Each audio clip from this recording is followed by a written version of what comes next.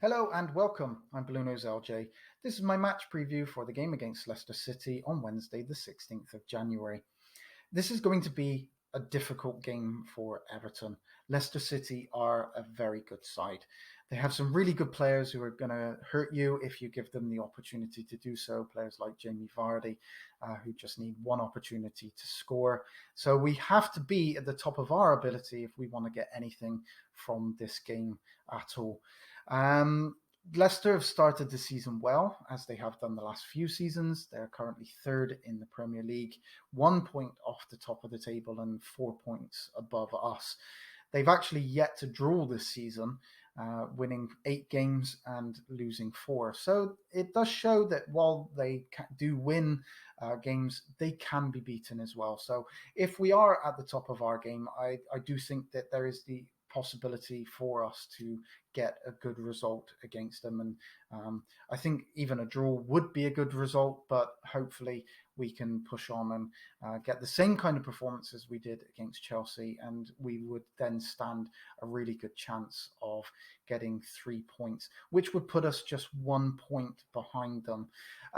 This is actually the second game in quite a long, sustained period of time over the Christmas and New Year and into January time, where we have some really, really difficult games. We've got Leicester City twice. We have them on Wednesday and then once in January as well.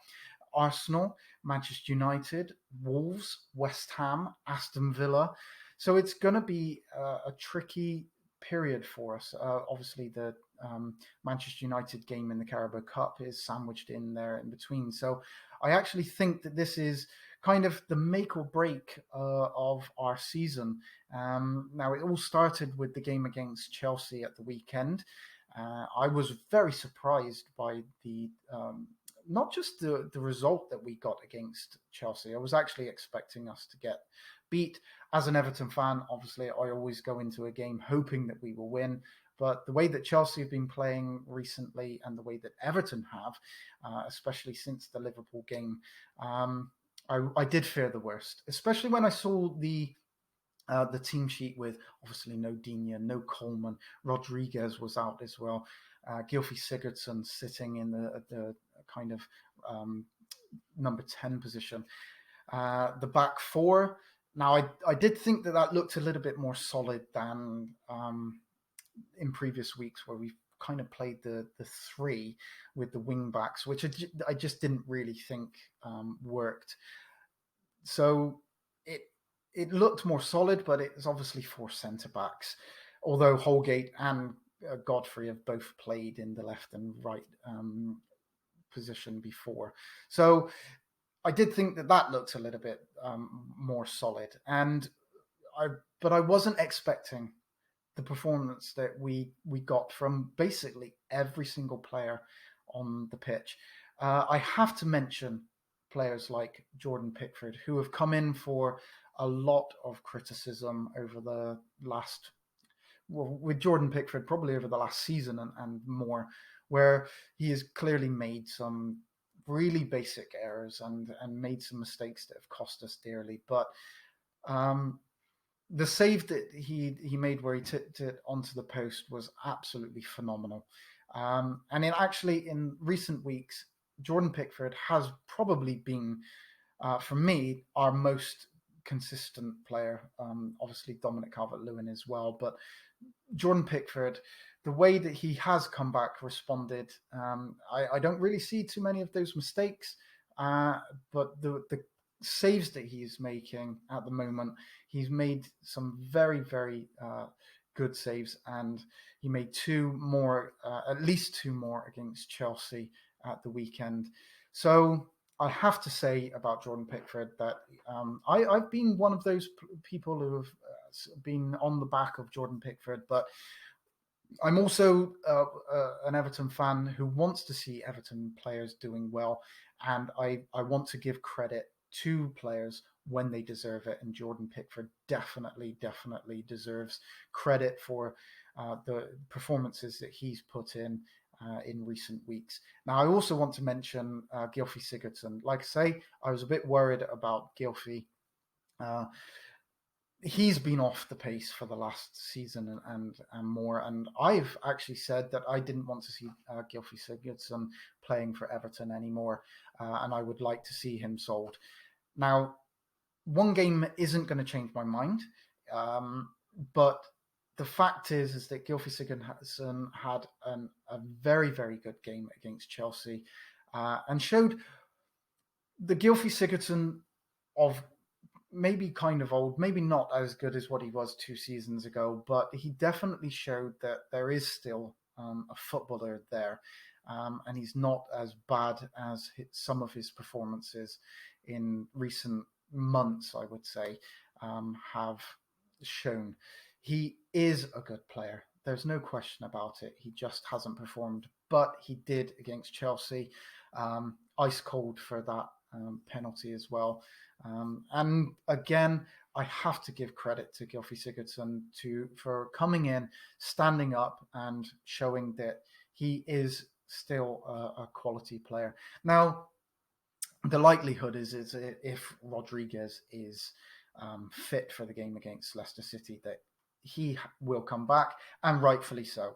Rodriguez is a world class player, but if he isn't, if Gylfi Sigurdsson can give us any kind of performance like he did against Chelsea,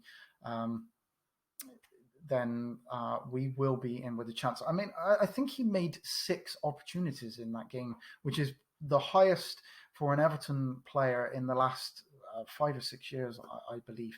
So, yeah, credit due to Gylfi Sigurdsson and Pickford. Now, everybody else put in a top quality shift. We gave them a lot of possession, but we gave them nothing with it. There was, apart from the 2 chances that hit the post, like I say, one of those was an absolute class save by Jordan Pickford. They didn't really offer too much, and I was a bit worried with Giroud playing as well, that we might be shown up at the back, but we were solid. Everybody put in a top quality shift, and it was needed after the results that we've had over the last few weeks. It was a surprise, a pleasant surprise, and I can only hope that that gives us the confidence to go into these games against these top sides: Leicester, Manchester City, Wolves, Aston Villa, are even Arsenal. I know that they haven't been too good recently, but they still have quality players. So we are going to have a really hard period of time, and I think that this next 3 weeks is probably going to define our season. If we get a few wins out of that, and keep us towards the top end of that table, when we go into February, March,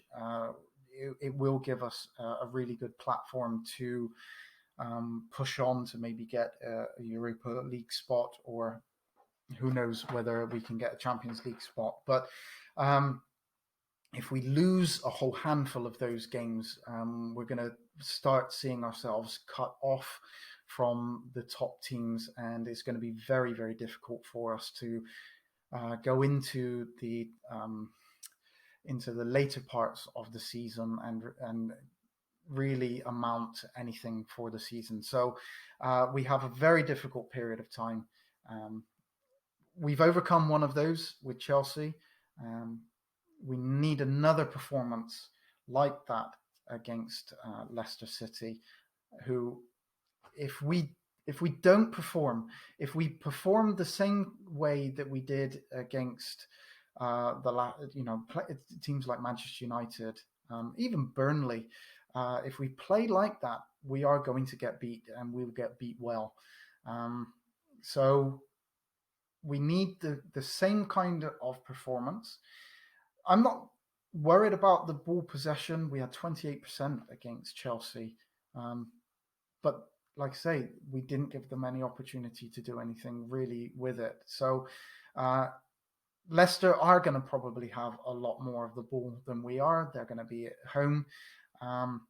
But if we can limit the chances with players like Dominic Calvert-Lewin up front, Richarlison, if Rodriguez, if he's back, we're always going to make chances, and we are always going to create opportunities, and likely we're going to score. So if Leicester want to beat us, they're going to have to score two, more maybe.